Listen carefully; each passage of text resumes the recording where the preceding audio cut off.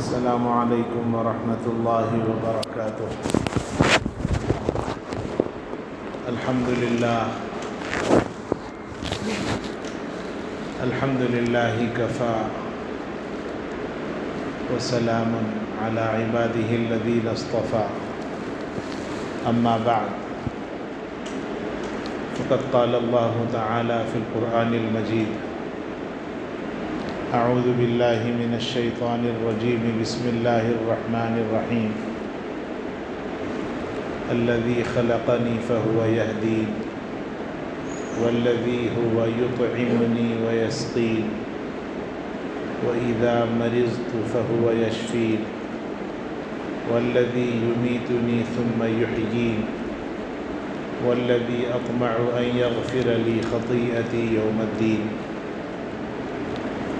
صدق اللہ مولانا العلی العظیم۔ عزیزان محترم، قابل قدر اور لائق احترام بزرگوں، دوستوں اور دینی بھائی، گزشتہ جمعہ سیدنا ابراہیم علیہ السلام کے ایمان کا کیا معیار رہا، اس عنوان پر گفتگو شروع کی گئی تھی۔ بہت سارے لوگ یہ عذر کرتے ہیں، یہ بہانہ کرتے ہیں کہ ماحول نہیں ہے، ایسے ماحول میں ایمان کیسے بنائیں، اور ایسے ماحول میں اپنے آپ کو دین پر کیسے چلائیں۔ یہ آج کے حالات میں بہت سارے لوگ کہتے ہیں۔ ان سب کے لیے سبق ہے حضرت ابراہیم علیہ السلام کا ایمان اور ان کا ماحول۔ ان کے لیے کوئی ماحول نہیں تھا، حالات ان کے خلاف تھے، گھر والے ان کے مخالف تھے،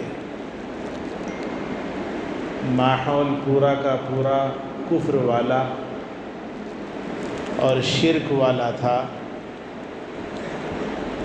ویسے ماحول میں سیدنا ابراہیم علیہ السلام نے جب اللہ کو تلاش کرنا چاہا تو اللہ ان کو مل گیا۔ یہ جو بہانے ہم لوگ کرتے ہیں کہ ماحول نہیں ہے اور حالات نہیں ہے، ان سب کے لیے عبرت کا سبق ہے حضرت ابراہیم علیہ السلام کی زندگی میں کہ ماحول سب مخالف تھا۔ باہر والے تو دور کی بات، گھر والے بھی ان کے مخالف تھے، مگر اللہ ان کا تھا، اور جس کا اللہ ہو جاتا ہے اس کے لیے حالات خود بخود بنتے جاتے ہیں۔ سیدنا ابراہیم علیہ السلام نے اللہ کا عجیب تعارف فرمایا۔ سورہ شعراء رکوع نمبر 4 19ویں پارے میں یہ مضمون ہے۔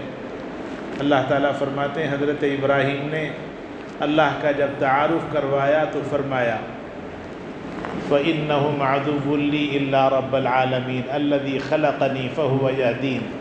میرا رب وہ ہے جس نے مجھے اور پوری کائنات کی ہر چیز کو بنایا،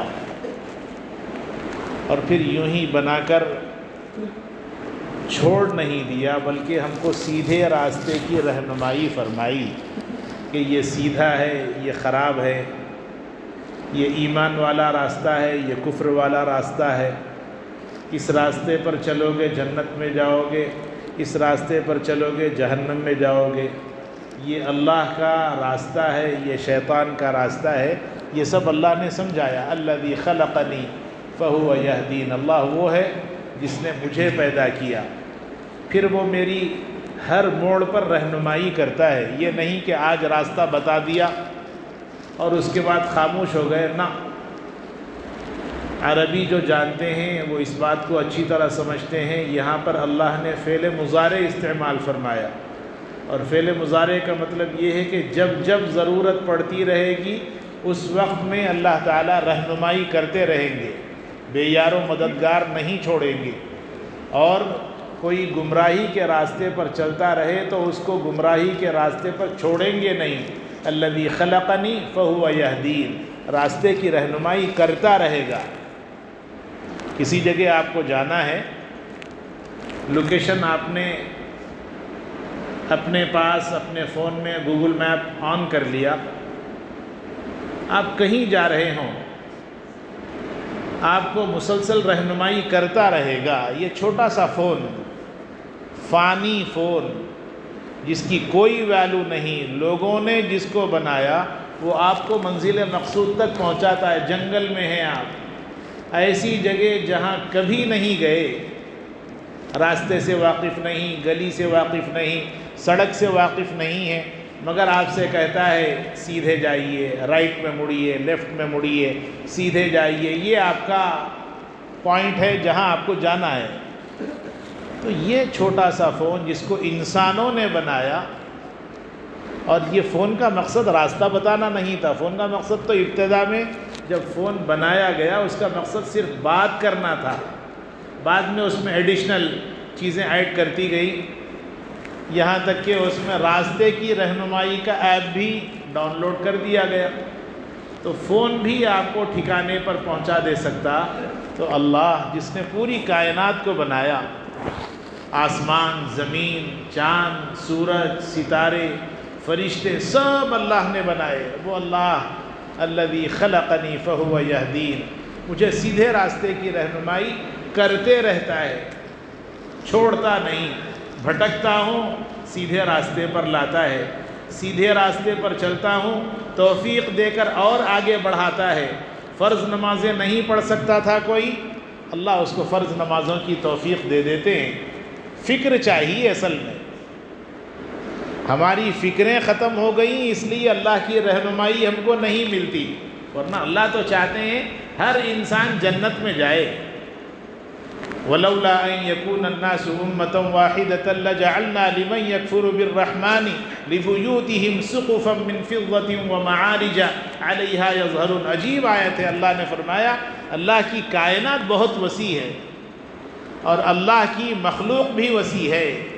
اللہ کے خزانے لامحدود ہیں. کسی کو غریب بنا دیا، کسی کو امیر بنا دیا، کسی کو مال دے دیا، کسی کو مال سے محروم کر دیا. یہ سب اللہ کی قدرت کے کارخانے میں اللہ کی بنائی ہوئی چیزیں ہیں. ورنہ اللہ کی قدرت کیا ہے؟ اللہ تو اس بات پر قدرت رکھتے ہیں کہ ہر انسان کو جتنی دنیا بنی ہے یہ پوری دنیا ہر ایک کو الگ الگ انڈیویجول دے دی جائے. مکان سونے کا مکان بنا دیا جائے، اس کی سیڑھیاں چاندی کی بنا دی جائے. اللہ کے لیے کوئی مشکل نہیں ہے. تو اللہ پر ہمارا جو یقین ہے وہ کم ہو رہا ہے دوستو. اور حضرت ابراہیم کہتے ہیں ماحول نہیں تھا، مگر اللہ کی طرف جب متوجہ ہو گئے تو اللہ نے فرمایا الذی خلقنی فہو یہدین، کہ اللہ نے مجھے پیدا بھی کیا اور وقتاً فوقتاً ہر موڑ پر میری رہنمائی کرتا ہے. اور کون ہے اللہ؟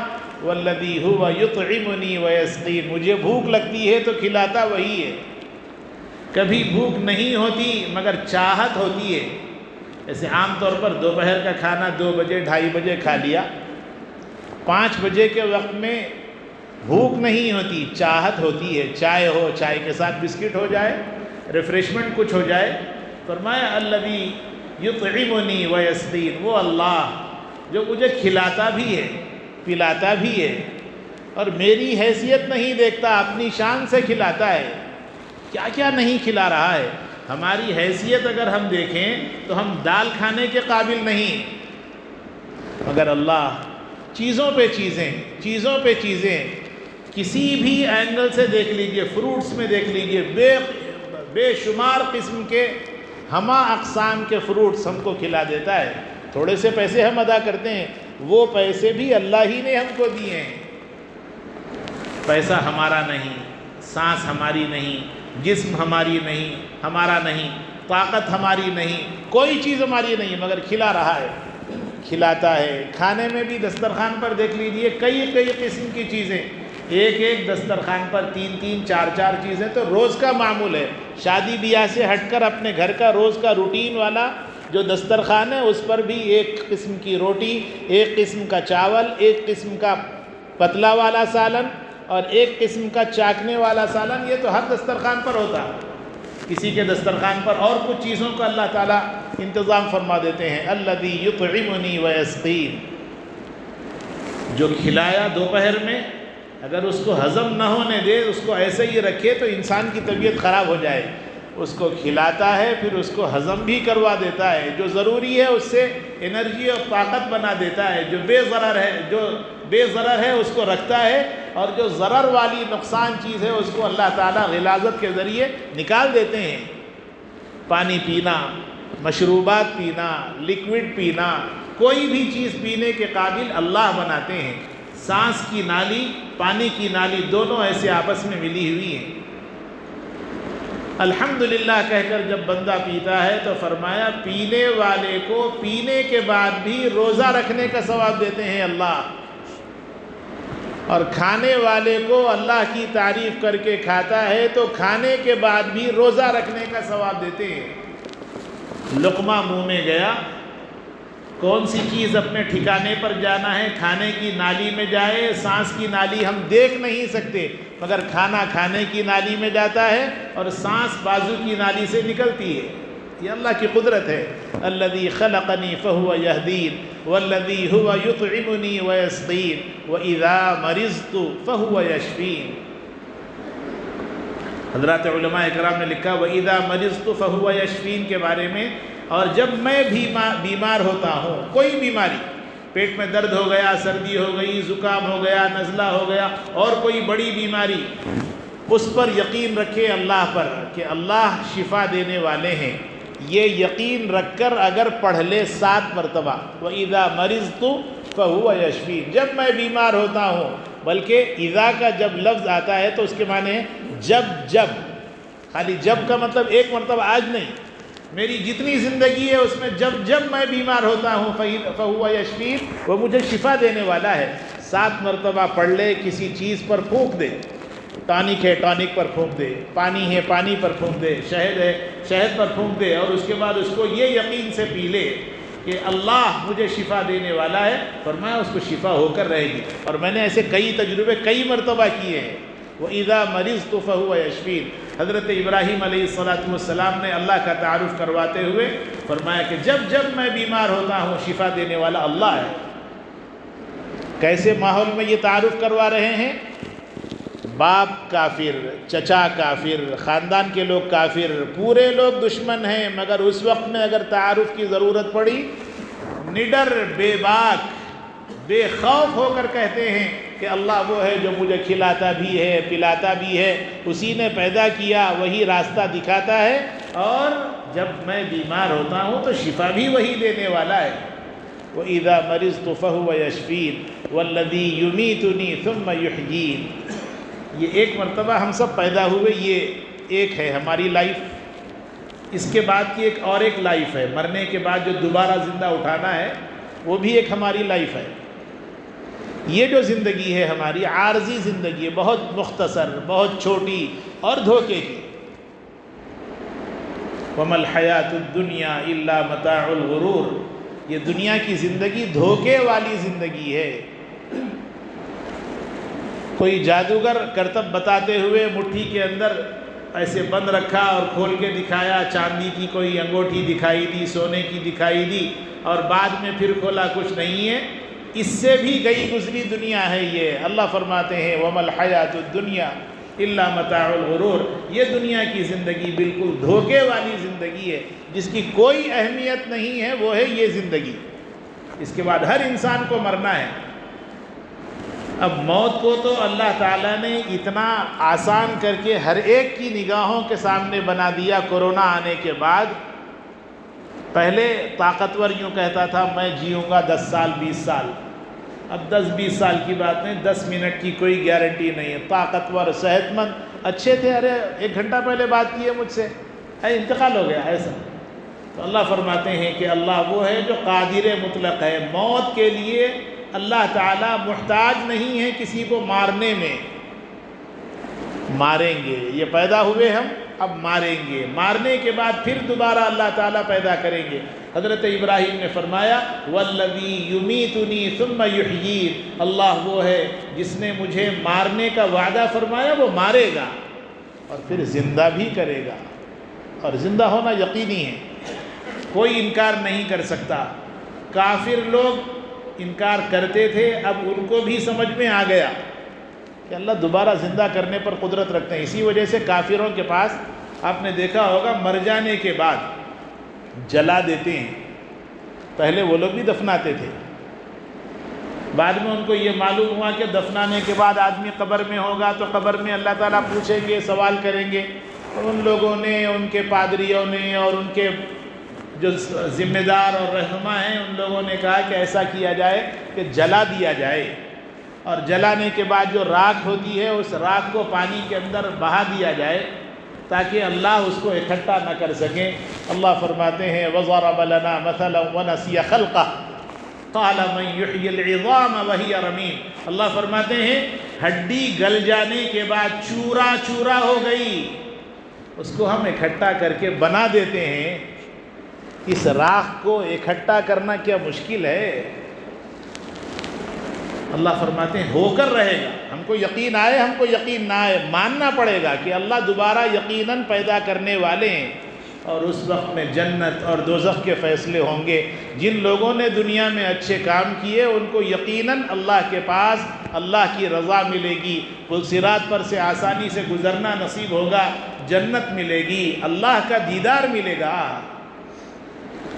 بندہ جب اللہ کا دیدار کرے گا لہم ما یشاءون فیہا ولدینا مزید، اللہ تعالیٰ جنت میں جنتیوں کو بھیج دیں گے.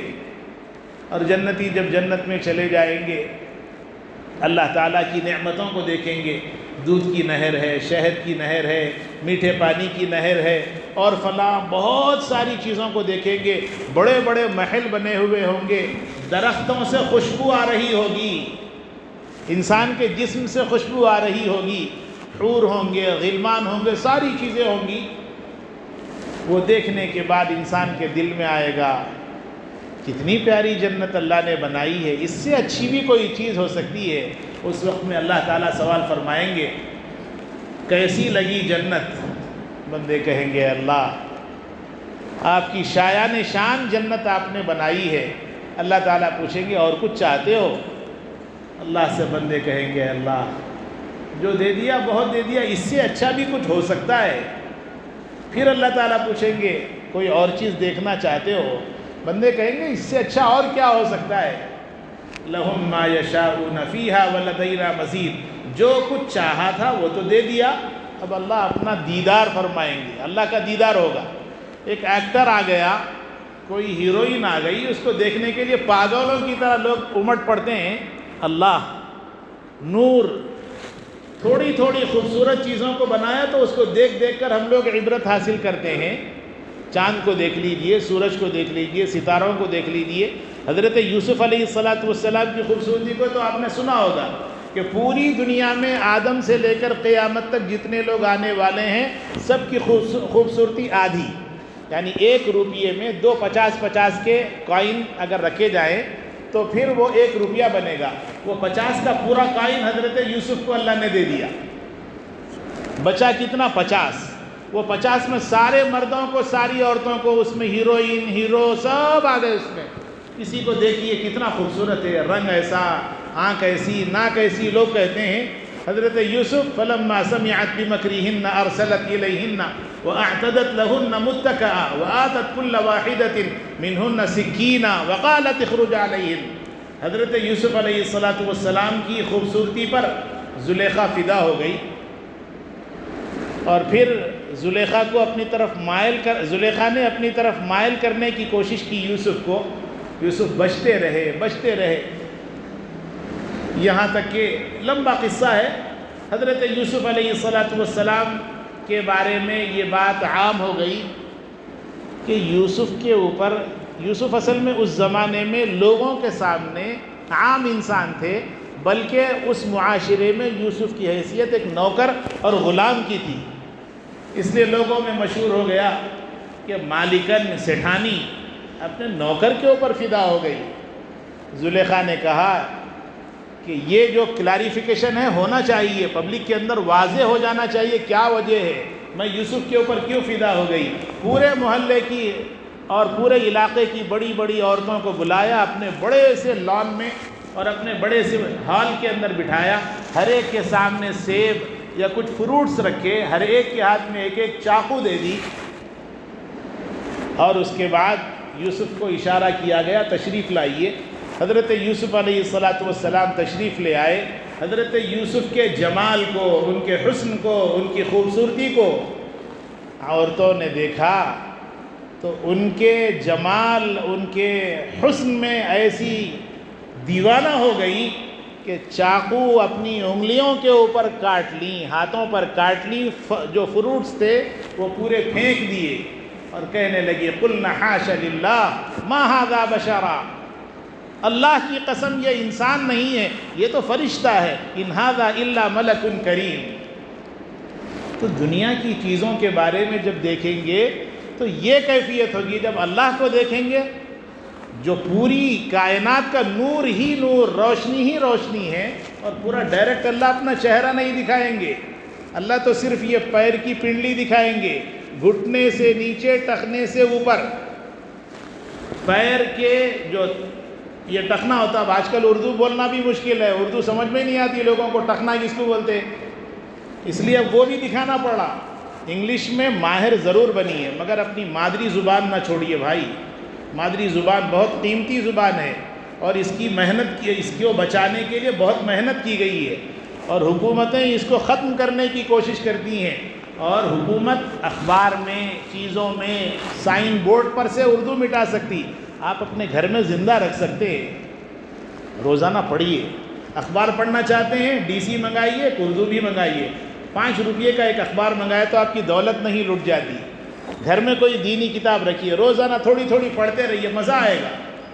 تو ٹخنا کہتے ہیں یہ پیر سے تھوڑا سا اوپر، یہ سائڈ میں جو 2 طرف ہڈی ابھری ہوئی ہوتی ہے اسے کہتے ہیں ٹخنا۔ وَكَوَاعِبَ أَتْرَابًا، اللہ نے قرآن میں فرمایا ابھری ہوئی جو چیز ہے، وہ جو چیز ہے اس کو اللہ تعالیٰ نے قواعب کا لفظ استعمال فرمایا، اور اسی کو قرآن میں کعب کہا گیا، الی الکعبین وضو کرتے ہیں تو یہ دونوں حصے دھونا چاہیے، یہاں تک کا اس سے اوپر والا یہ حصہ، گھٹنے سے نیچے، ٹخنے سے اوپر، اسے کہتے ہیں پنڈلی۔ اللہ تعالیٰ اپنی یہ صرف پنڈلی دکھائیں گے، لوگ کہیں گے بیکار ہے، جنت ہے، اللہ آپ کا دیدار ہی کرتے رہیں گے۔ کس کو ملے گی؟ ان لوگوں کے لیے اللہ نے بنائی ہے جو اللہ کو مان کر دنیا میں زندگی گزاریں گے۔ حضرت ابراہیم علیہ السلام نے اللہ سے اللہ کا جب تعارف کروایا تو فرمایا والذی یمیتنی ثم یحیین، اللہ وہ ہے جس نے مجھے پیدا تو کیا، مارے گا بھی، اور اس کے بعد پھر دوبارہ زندہ بھی وہی کرے گا۔ تو اللہ کا تعارف دوستو یاد رکھیں، اللہ بہت بڑے ہیں، ہم کو دکھائی دے نہ دکھائی دے، اللہ ہم کو سمجھ میں آئے ہم کو سمجھ میں نہ آئے، یاد رکھیں پوری کائنات کا ہر کام اللہ کے اشاروں پر اور اللہ کے حکم پر چل رہا ہے۔ اگر مال مل گیا اللہ کا فیصلہ ہے، مال سے محرومی ہے اللہ ہی کا فیصلہ ہے، کھلا دیا اللہ کھلا رہے ہیں، پلا دیا اللہ ہی پلا رہے ہیں۔ چیزوں پر بھروسہ نہ کرے، دھاگے اور کڑے نہ ڈالیں، شرک ہے یہ۔ کسی غیر مسلم میں اور آپ میں کبھی بیٹھ کر سوچیں کیا فرق ہے؟ کسی غیر مسلم کو دیکھیے ہاتھ میں اس کے دھاگا ہے، ایک مسلمان ہے اس کے ہاتھ میں بھی دھاگا ہے، ہو سکتا ہے اس کے پاس زعفرانی رنگ کا ہو، آپ کے پاس کالا دھاگا ہو، دھاگا دھاگا ہی ہے، دھاگے میں کوئی کمال نہیں۔ کڑا، کسی سردار جی کو دیکھیے ہاتھ میں اس کے پاس کڑا ہے، آپ نے بھی کڑا پہن لیا، نوجوان بچے پہنے ہوئے ہیں، کبھی باپ کو توفیق نہیں ہوتی، کبھی ماں کو توفیق نہیں ہوتی، کیا ہے بیٹا یہ؟ ایک زمانے میں یہ کڑے جانوروں کو ڈالے جاتے تھے، اور آج ہمارے بچے جانوروں سے بدتر ہو گئے، وہ کڑے ڈال کر الگ الگ قسم کے بال رکھتے ہیں، اور وہ بالوں کو بچانے کے لیے، سنبھالنے کے لیے، عورتیں اپنے بالوں کو بچانے کے لیے جو ڈالتی ہیں وہ اپنے سروں کے اوپر ڈالتے ہیں اور بڑے فیشن کے ساتھ گھومتے ہیں۔ یاد رکھیں نبی سے بڑھ کر کوئی فیشن نہیں، اور نبی کے طریقے سے بڑھ کر کوئی اور طریقہ نہیں ہو سکتا۔ اپنے بچوں کی تربیت کریں دوستو۔ صرف بچہ میرا ہے، نام میں نے رکھ دیا، میں نے پڑھا دیا، اس کا نام باپ نہیں ہے۔ باپ تربیت کرنے والے کا نام ہے، اور تربیت کھانے میں، پینے میں، پہننے میں، اوڑھنے میں، چلنے پھرنے، ہر کام میں تربیت کرنا باپ کی ذمہ داری ہے۔ کلکم راع وکلکم مسئول عن رعیتہ۔ صرف پیدا کر دیا یہ کمال نہیں ہے، پیدا کرنے کے بعد اس کو انسان بنانا ہے۔ آپ بولیں گے انسان تو ہے، انسان نما حیوان ہے، اس کو پکا انسان بنائیے۔ اب آپ کھانے سے پہلے دعا سکھائیے، نماز کے وقت میں نماز پڑھنا سکھائیے، دعا کے وقت میں اللہ سے مانگنا سکھائیے، ہر ضرورت اللہ سے، ہر ضرورت۔ اللہ کے نبی صلی اللہ علیہ وسلم نے یہاں تک فرمایا اگر تم کو نمک کی ضرورت ہو جائے، حالانکہ نمک کی کوئی قیمت نہیں ہوتی، وہ نمک بھی اللہ سے مانگو۔ جوتے کی ڈوری تسمہ، کوئی اس کی قیمت نہیں، فرمایا وہ تسمہ بھی اللہ سے مانگو۔ گھر میں چیز ہے تو بھی اللہ پر یقین رکھو، اللہ ہی ہے، خدا نخواستہ نقصان ہو گیا تو جو چیز گھر میں تھی وہ ضائع ہو جائے گی اور آپ نقصان میں پڑ جائیں گے۔ اللہ دینے والے ہیں۔ اسباب کے درجے میں سب اختیار کیجئے، سورسز یہ مجھے کرنا ہے، شادی کے لیے شادی خانہ بک کرنا ہے، سب کچھ ہے، پیسہ گھر میں ہے، اس کے باوجود بھی اللہ سے بولیے اللہ میں نے بچی کی شادی طے کر دی، آسان فرما دیجئے۔ اللہ میں نے بچے کی شادی طے کر دی، آسان فرما دیجئے۔ اللہ میرا بچہ پڑھنے کے لیے جا رہا ہے، اس کی حفاظت بھی فرمائیے، اس کے ایمان کو بھی بچائیے، اور اللہ اس کو اعلیٰ درجے کی تعلیم سے مالا مال فرمائیے۔ بیمار ہو گئے، دواخانے کو جا رہے ہیں، اللہ سے کہیے اللہ شفا دینے والے آپ ہیں، آپ شفا دیں گے بچوں گا، آپ شفا نہیں دیں گے اللہ آپ کے پاس آؤں گا، اللہ ایمان کی موت نصیب فرمائیے۔ اس لیے دوستو زندگی کو سمجھیں۔ ہم لوگ زندگی کو سمجھنا نہیں چاہتے، ہم چاہتے ہیں کہ کھانا پینا یہی ہماری زندگی ہے۔ جانوروں سے عبرت حاصل کریں۔ کبھی جانور کو دیکھیے، صبح اٹھتا اپنے کھانے کی فکر میں، اور صبح اٹھنے کے بعد اپنے پانی کی فکر میں جنگل کو چرنے چلا گیا، پھر بھی وہ اللہ کی عبادت کرتا ہے۔ وَلَكِنْ لَا تَفْقَهُونَ تَسْبِيحَهُمْ تُسَبِّحُ الرَّعْدُ بِحَمْدِهِ وَالْمَلَائِكَةُ مِنْ خِيفَتِهِ۔ بجلی کڑکتی ہے، اللہ کی تسبیح بیان کرتی ہے، ہر چیز اللہ کی تسبیح، اللہ کی تقدیس بیان کرتی ہے۔ اور اگر عبادت میں کمزور کوئی ہے تو ہم انسان ہیں۔ اور حضرت ابراہیم تعارف کرواتے ہیں والذی یمیتنی ثم یحیین والذی اطمع ان یغفر لی خطیئتی یوم الدین۔ حضرت ابراہیم کہنے لگے اللہ سے، اللہ کے بارے میں، کہ میں نے جتنی عبادت کی، دیکھیے عبادت پر کبھی نہ اترائیں، میں نمازی ہوں، میں جنت میں چلے جاؤں گا، میرے پڑوسی سب بددین ہیں، گنہگار ہیں، وہ شرابی ہے، وہ کبابی ہے، وہ زناکار ہے، کسی کی برائی نہ کریں، اپنی فکر اپن کریں۔ والذی اطمع ان یغفر لی خطیئتی یوم الدین۔ بہت ساری نیکیاں آپ نے کر لی ہیں تو بھی اللہ سے کہیے میرے مولا جو میں نے کیا ہے آپ کے حکم سے، آپ کی توفیق سے کیا ہے، اور اے اللہ اتنا سب کچھ آپ نے کر دیا تو میری امید یہ ہے کہ میری مغفرت بھی آپ ہی فرمائیں گے قیامت کے دن۔